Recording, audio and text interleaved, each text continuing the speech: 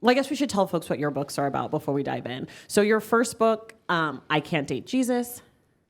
Why don't you tell them what it's about? I don't have to. You wrote it. I Can't Date Jesus is kind of a memoir basically about me unlearning what I thought it meant to be black and gay. My uncle died of AIDS when I was 6, so that was my earliest exposure. So I write about being approached by the priesthood, trying to be a whore, not being very good at it, and basically learning to enjoy my sexuality outside of what I thought it meant to be gay, which is like death and damnation. So me learning to embrace myself on my own terms. My second book is called I Don't Want to Die Poor. It's essentially about how private student loan debt impacted every facet of my life, and just kind of unlearning about money and shame and debt and guilt about that. So one of the reasons I wanted to have you two here tonight, and one of the things that I admire so much about both of your work, is that I think that you both write about things that we know Black people experience, but have been positioned in publishing and in the broader media landscape as these white things, like we were talking about as survivalists. And so I'm wondering, do you all feel some type of way or some type of pressure or responsibility when you are given this opportunity to talk about things that represent our culture that like we're not often given the chance? Like I think about economic anxiety, like every JD Vance from here to wherever the fuck like talks about that, and we associate that with like this white anxiety and with Trump and all this stuff. But of course, you know, that's us too. And you, as you said, like Black people are American. We are survivalists too. Like when we were talking backstage, you're like, yeah, my mom's always trying to give me a gun, you know? And so I'm just wondering what that feels like when you are granted an opportunity to talk about this stuff, if there is a responsibility that you feel or a pressure or anything like that.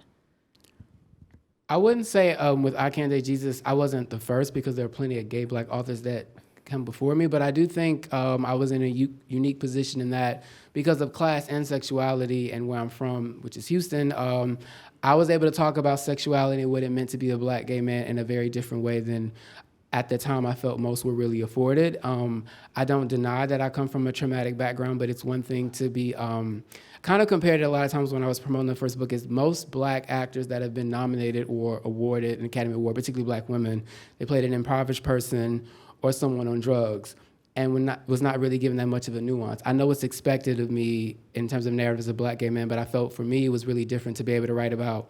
When I sold the book, I was like, just imagine it's David Sedaris if David Sedaris' dad had gold teeth. I don't think a lot of people knew what to do with that. But when people think of gay people, they usually do think queer people, they think of white people. They think of social mobility, when the reality is like most Black people self-identify as LGBTQ more than white people have, and it's been like that for more than a decade now.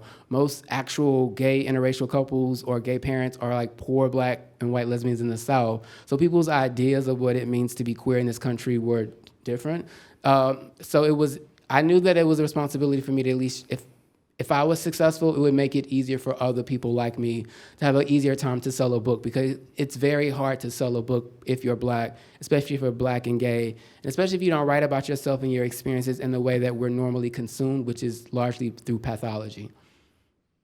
It's also really hard to sell a novel. I think a lot of times Black folks are expected to do nonfiction about some of the experiences you talked about being poor, about being like hard up, and we're not necessarily recognized as much for our art. You know, we're very artistic people, and we have a long tradition of art. And I honestly, what's funny is the reviews are coming out of my book and they call me inventive, and I'm just like, no, I come from a very long tradition of Black folks who are just talking about themselves and their communities a bit in fiction and trying to make art. And I'm really proud to belong to that tradition, and I hope to, you know, continue it in an honorable way and to help people along in the future who also want to be part of that tradition and would like a leg up to the extent that I do well.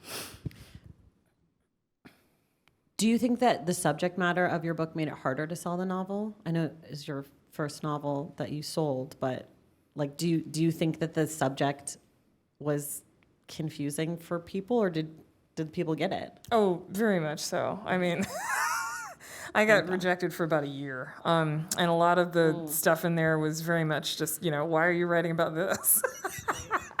Like, because I grew up in this sort of environment, and this is what appeals to me. Like, why are we asking people why they want to write about something? I mean, I think if you want to sit down and write 300 pages, you have like a burning fire. That is a weird question. Like, Yeah. why do you want to write about this? I don't know. I wrote the book already. Just read it. Where's the check?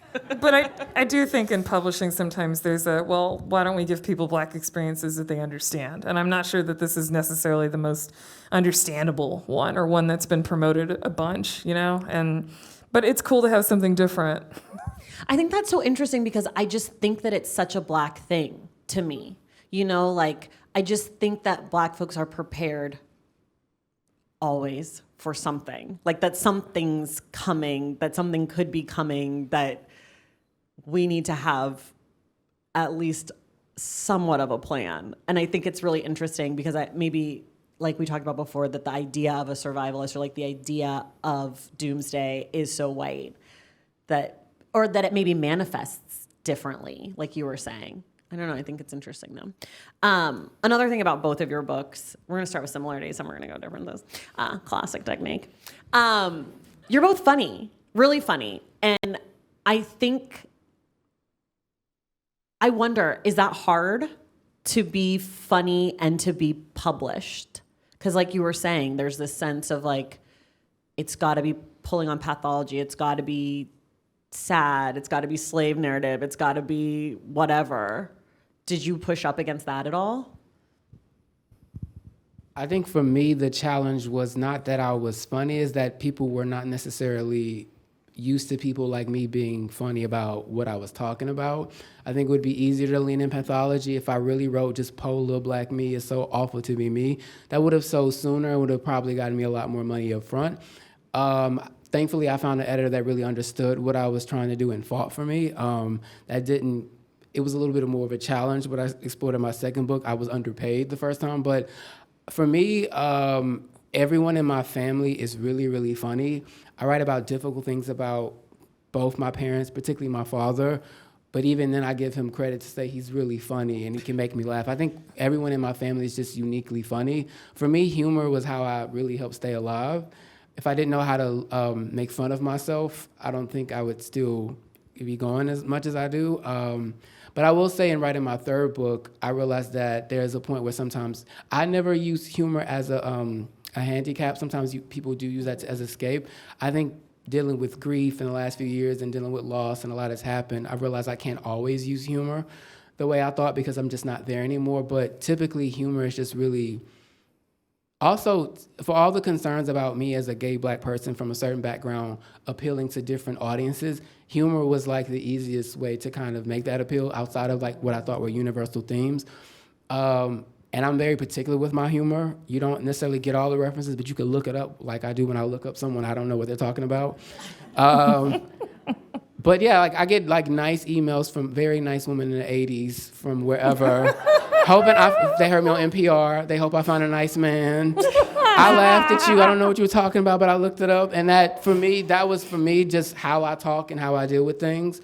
But it was also a way to really connect with people because I think if you can't laugh at sometimes like the horrors of life, then you kind of really can't get through them.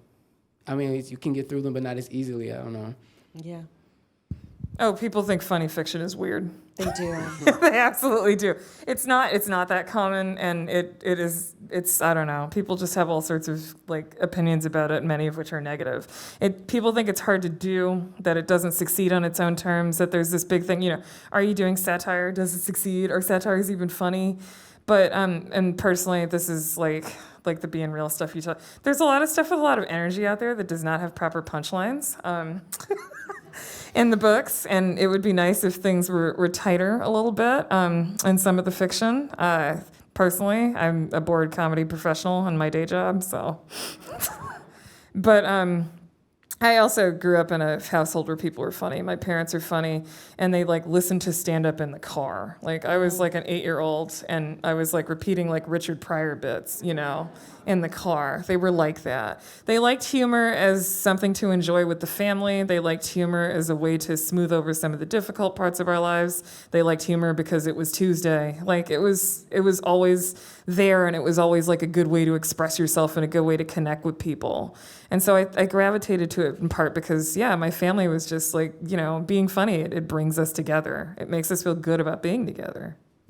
And I feel like when I think about humor, like in movies or TV shows, it's the same thing. Like people think it's weird. They never win the Oscars, all of those types of things. But then when you think about like your favorite movie, it's never Schindler's List. No one's like, oh, can't wait to watch that again. You know, like that there's something communal about the humor in movies, and like the movies that you think about, that you love, that you rewatch, that you want to watch on TV. It's always the funny stuff, but it gets treated the same way that humor in fiction gets treated, or in nonfiction, like that it's less than or easier or something. But it's not easier. Every year on Twitter, Judd Apatow fires us all up. He's like, don't watch the Oscars. They don't love us. Yeah. Like all the comedy writers and like the comedy professionals and stuff, you know? And I always feel sad about it. I think every year there's something funny that is really touching. Like, I don't know if you guys have seen Everything Everywhere All at Once. It's really funny, and it's really a moving story about a family that's just trying to figure out how they want to be together and love each other. I was like, I almost cried a bunch. I laughed an absolute ton. I think that movie, as many accolades as it's getting, could be getting more. They could be getting more awards for the talent in there, the acting performances, all sorts of stuff. But you can be funny and you can move people. And I don't understand why people don't realize that all the time. Yeah, I like funny, but I don't like stand-up. I don't like being asked to laugh. That's I hate it. I don't like it. I'm just like, I don't know if it's funny, I'll laugh. Like, stop looking at me. This You is remind me when I'm in comedy clubs supporting my friends. I don't when I'm do very it. successful, and I'm like, I love you, but like I hate being in this No, setting. that's me. I won't do it. I actually won't support my friends at comedy because I hate it so much that I just sit there and I'm like, I'm not laughing, like it's not funny, and you're looking at me and I hate it here. But do you want to know about my trauma? When I was in college, this is not planned, I took a class, comedy in New York, and they made you do stand-up. And I did stand-up in a New York City nightclub. And this is really TMI, sorry, Mom. I get really nervous before I perform. I made myself so sick. I had diarrhea because I was so stressed out about having to do comedy because I fucking hate comedy. And it was a nightmare. But I was great. They picked me to be the closer, obviously. And some random man asked me out on a date, and I went out on a date with him, and it was horrible. So it had a sort of a happy, mediocre, tragic comedy. But truly, like, stand-up comedy is my nightmare. And I do like to laugh, but just not in that form. Based on that, it would be my nightmare too. I support you. Yeah, Don't go it back. was so bad. Don't go back. It was so guys. bad. It was so bad. This has like gone off the rails, but I have to always tell people this story because it's like one of the worst things that's ever happened to me, which sounds like I had a very charmed life, and I did, but also I dare you to do stand-up at fucking Stand Up New York in New York City. It is terrifying. Okay. It's also fun. I did stand-up for a year. I loved it. You also have such a chill personality. When we were backstage, I was like, you're so calming. When you're high strung. When's your birthday? Oh, I'm a Cancer. Oh, yeah, we talked about this. Yes. Yeah, you're very water. Yeah. Fire. Flow. Stand-up in Fire. comedy clubs. Another commonality between you two, comedy, but Twitter. I know both of you from Twitter. Do other people know them from Twitter? No? Who here is actually on Twitter? Just show of hands quickly. Okay. Twitter's done. Don't be shamed. Yeah, it's okay. Well, I'm just realizing like that might be like there might be a divide. But you're both on Twitter, and like in Kashana's real bio, the last sentence is, you probably know me from Twitter. And you've gotten so much work. Like that's how you got to Trevor Noah from a tweet. Yeah, they DM'd me in the middle of the night on a Sunday. I was like, this isn't real and you're going to kill me, and I'm not interested. And then Flash forward. Yeah, and then so the first guy emailed me in the middle of the night, oh, I've always liked your stuff. I'm like, I don't believe you. This is fake. Can you meet with somebody else? I'm like, sure, in broad daylight with 400 people around. If you're going to kill me, it's going to be awkward for you. And so I met him with a lot of people around who were watching. And they were like, oh, we really like your stuff. And I was like, yeah, I don't believe that. And then after all that, but I was up for another job in comedy, and they were just like, well, you can't take that one. And so they sent like, they were like, we can send you a car. I'm like, no, I'll walk. Like, and I didn't realize in New York, The Daily Show, if you don't know, is like out by the horses. Like it's like hay and like horse poop, you know, like that's what it smells like. It's all the way out there towards the Hudson. And so you walk like half an hour from the train and like half an hour back. So I did all that in the cold in a suit with a t-shirt under it. Cause I was like, you got to wear a suit to a job interview. And they were like, is that a bit? Like, I was a lawyer before this. And so I just thought lawyers wear suits to like interviews, even if they were at comedy shows, like at late night. But I'll wear the t-shirt to like be loose and show that I'm fun underneath. You got the job, Yeah, I so got the obviously it job. was right. Wear a suit with a T-shirt under it to your next job interview to show that you're fun and fresh and cool. Yeah, do But yeah, that. Twitter. That's how it happened. Yeah, Twitter. And you're famously from Twitter. Ish, I barely tweet now. Now you don't, but you used to. I used to tweet a lot more. Why'd you get off? People are insufferable. I don't have a fun answer. I wanted to, the plague really disappointed me in terms of humanity, to be honest. And I realized the more I was on social media, I was starting to lose hope in people. And I'm I don't want to be that cynical, so I just pulled back a little bit. And then by the time I was I'll tweet some more, Spaceman bought it. And I'm oh, hell, never mind. So it's still case by case. I'm on there really for Real Housewives of Potomac commentary. And Beverly Hills, that's about it. Okay, we got Thank some you for the fans. Okay, support. shout out. Yes, Thank thank you. you. You guys you obviously all got the answer correct that it was not Andy Cohen. The thing about being on Twitter and being smart and being Black specifically, I think, and maybe being queer too, is you need Twitter a little bit for the work you do, for being writers. Unfortunately. And I'd love for you kind of to talk about that. I don't think a lot of people who aren't online in that way maybe understand how important Twitter can be for your career. Obviously, your story about Trevor Noah is a kind of an insane Twitter story, but smaller things. So I'd love for you to talk about what it means to be an online person who writes as Black people. Okay, I graduated in the middle of the first Great Recession. There's been so many this century. Media, as I understood it, imploded. And so I really had to kind of create a career. And part of that was through social media because, to be blunt, white people don't know where to find Black people. And Twitter was actually a way a lot of people, Black and white or other, found my voice and through tweets and were oh, that tweet is really interesting. You have interesting thoughts. Do you want to expound on that more? I mean, that's also a little awful, but at the same time, that's where the work is. I will say in my silence from Twitter in the last 2 years, it's actually been a really expensive choice. But I've met my book agent through Twitter. I've met other people from TV that want to do adaptations through Twitter. Twitter has been helpful. I guess to an extent it's still helpful because ultimately people don't really know where to find other people anymore because the ecosystems don't exist. But I still really don't like Twitter anymore. But yes, It was expensive because you weren't getting as much work, you mean? I was still Yes. working, but there's a noticeable difference between at this point even the author speaking engagements or different written assignments when budgets slash. Sometimes people forget because they're also in media or TV to an extent, but you know better than I. But media, they're wired to be online, so people don't actively see you online. They assume you might have, the COVID got you or something happened, or you're just too busy. And yeah, people literally, people still think I still live in New York. I'm I left New York 2 years ago, and I actually told you this. You saw me in another place, but it didn't connect because you don't see tweets anymore, like a post on Instagram. That's how a lot of people's brains are still wired. So yes, it's expensive to be quiet. That part I got to work on. Oh, I agree. I met so many people I know in real life on Twitter. I met my last 6.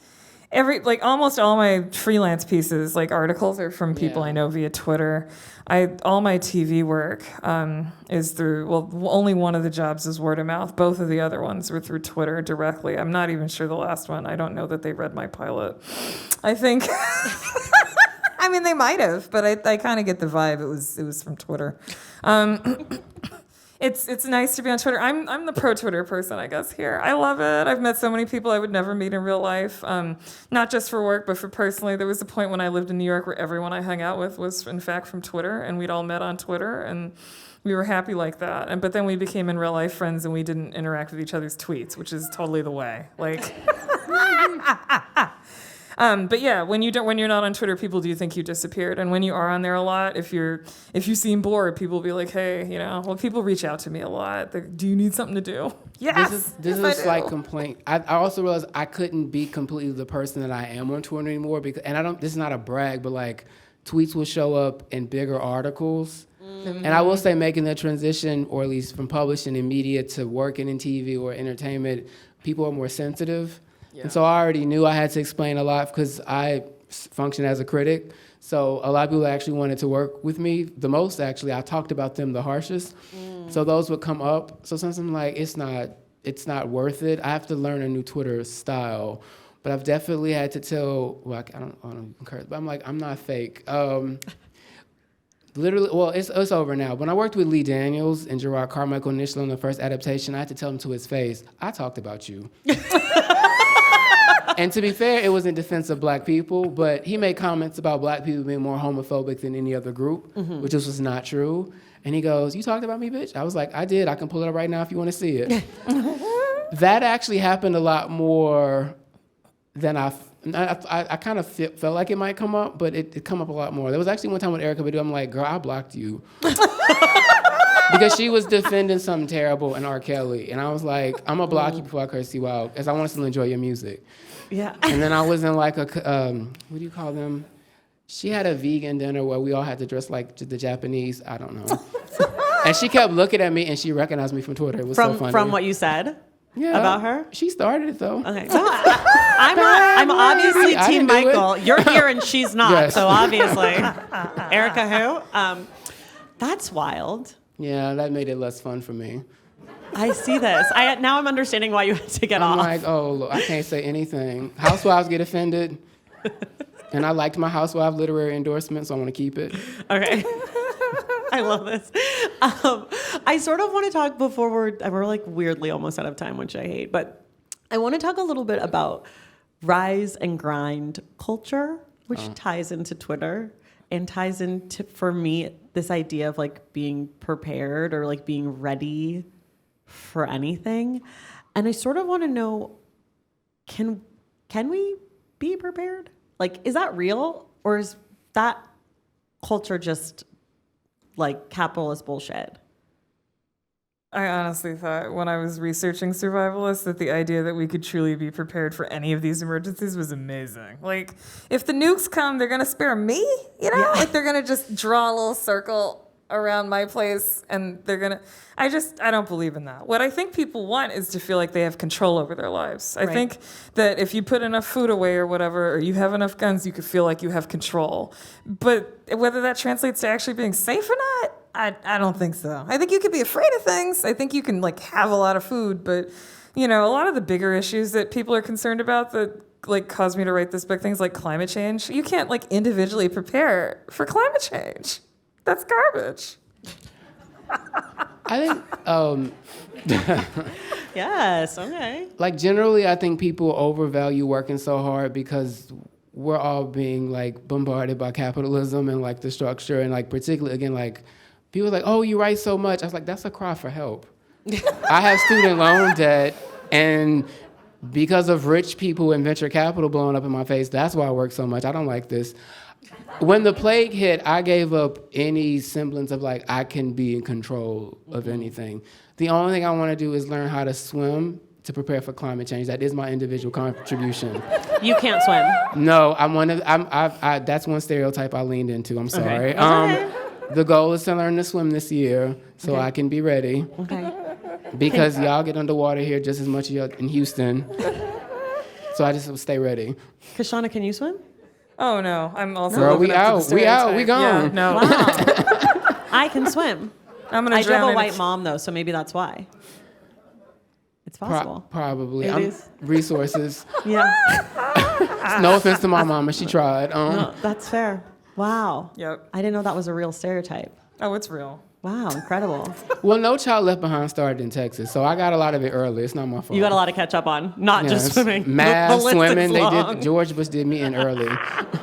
My mom took me out for swimming lessons when I was 12. That's too late. By the time Very you're late. 12, you're self-conscious. Everybody's looking at me, not knowing how to swim. Right. It just Are you doesn't with kick babies? in. Like Yes, it's like you you're and with 3-year-olds? babies. Yeah, and Okay. the 3-year-olds are like just fish, and you're not. Can that be your next book? Can that be in your next book? Swimming with the 3-year-olds? Yeah, like a prepubescent tween or whatever, like going through all this stuff and then having to go to swim lessons. I know. I wanted swim to pan out so bad. They played in Vogue at the pool every day, and I was really into that. But then the actual swimming was just not. Oh my God, what a nightmare. I was not prepared for this information tonight. Well, okay. Anything else you guys want to add about rise and grind culture before we move on? No. Take a nap, work will kill you if you let it. That's how I feel. I think online kind of promotes it because people are always like, I have accomplished something. Yeah. I rose, I ground, I like have more followers now. There's a lot of like competition that is kind of gross and unhealthy sometimes. Those are also CrossFit help. I ignore them. Yeah.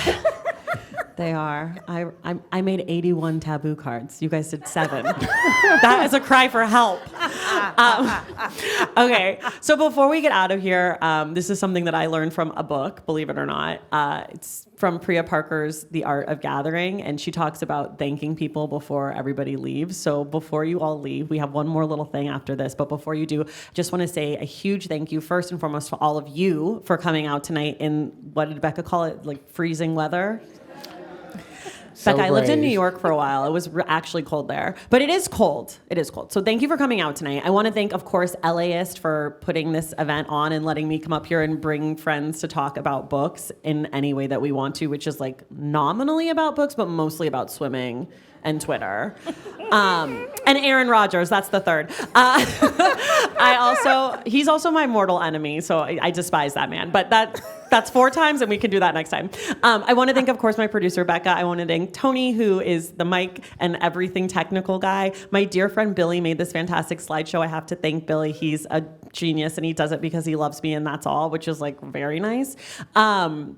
I want to thank North Big Bookshop. They are selling books. They're selling both Kashana and Michael's books. So if you don't have them yet, please get them. They're going to stay for a little bit and sign books. So please buy your copies if you haven't. They also have a smattering of other books kind of on a theme. Some of my favorite books, they have Paul Beatty's The Sellout, which I love, an LA book, and it's a new edition that I'd never seen.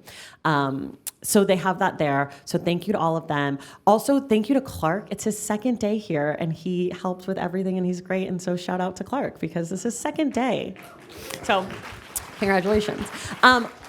Thank you to you guys. I'll do that again at the end. So here's the last thing we do. Everybody who does One for the Books is being asked the same 5 questions a la James Lipton. Do you guys know who that is? Yeah? Okay. We're calling it 5 for the Books. Very catchy. I got to find them though. Okay, 5 for the books. Here we go. So you each have to answer these questions. The first one is, what is the first book you remember loving? I was gonna say the Berenstain Bears, but actually, The Odds of Watching God in high school. My teacher ended up being a Howard. I went to Howard, but my teacher went to Howard, and he read Zora. He introduced me to Zora. I have a real big thing for Zora. I hope I don't die poor like she did. Seriously, that's my fear. They do black writers Plug. wrong. Song of Solomon, also in high school. I went to one of those high schools where everybody was like, we're going to do the family tree every year. And I was just like, I can get back to my grandparents, but I don't know anybody before that. And nobody knows anything. And like the Bible, everybody keeps like the family tree in. And my house is like inaccurate. Okay. And so Song of Solomon was the first book where like Toni Morrison's characters were just like, we don't know where we're from. We don't know who like we're descended from. Like I thought that was real and it was like an okay perspective and you could write novels from that. And I just felt like at home. Gosh, you guys were really smart in high school. Like to know that those are great books at 18 or 17 or whatever, I was reading other things. Not gross things, but just not smart things. What's your perfect snack and beverage for reading time? I don't usually snack when I'm reading, actually. I'm disappointing you. You can leave. Thank you.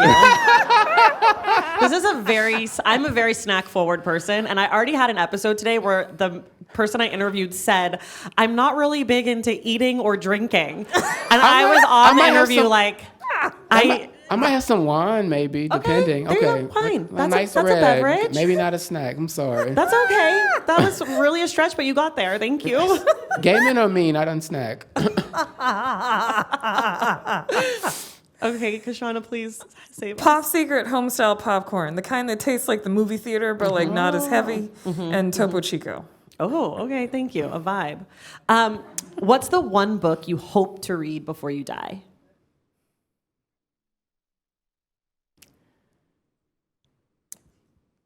No, I want to read What Happens to Harry in 5 Years. He's got a 4-book deal.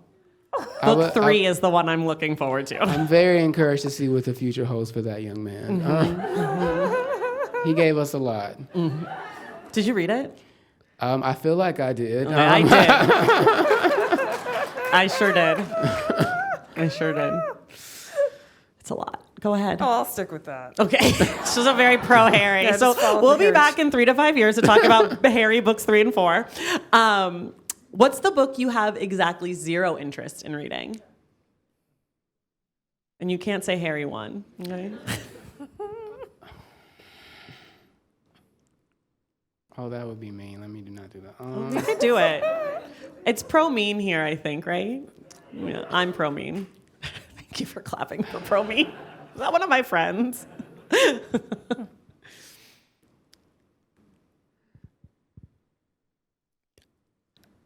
I'm just going to say Ron DeSantis' upcoming memoir. I'll go with that one. Okay. Since I'm banned in his state, I'll go with that one. Okay. Yes. The safe bigot answer. Yeah, that's the safe mean answer. We're gonna talk after about the other mean answer. Oh, man. I'm so nervous. You got to give us something.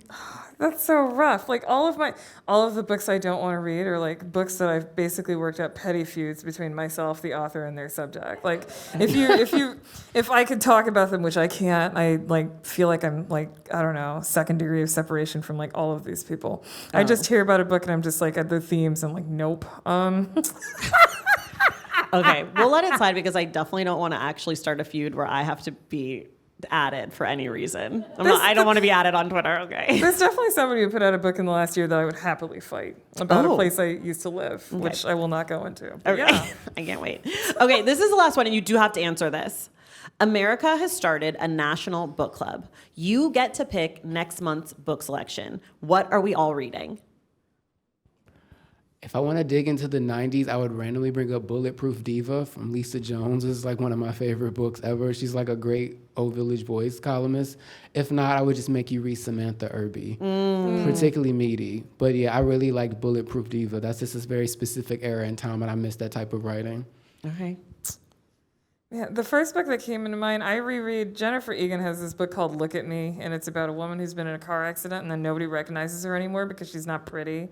She used to be a model, and she just, like, they reconstructed her face in a bad way, and she just goes around expecting to be recognized. It's like, but it's also about 9/11. There's like a lot going on. Oh, okay.